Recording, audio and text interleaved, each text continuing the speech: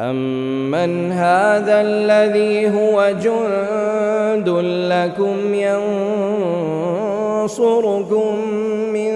دُونِ الرَّحْمَٰنِ إِنِ الْكَافِرُونَ إِلَّا فِي غُرُورٍ أَمَّنْ هَذَا الَّذِي يَرْزُقُكُمْ إِنْ أَمْسَكَ رِزْقَهُ بَل لَّجُّوا فِي عُتُوٍّ وَنُفُورٍ أَفَمَن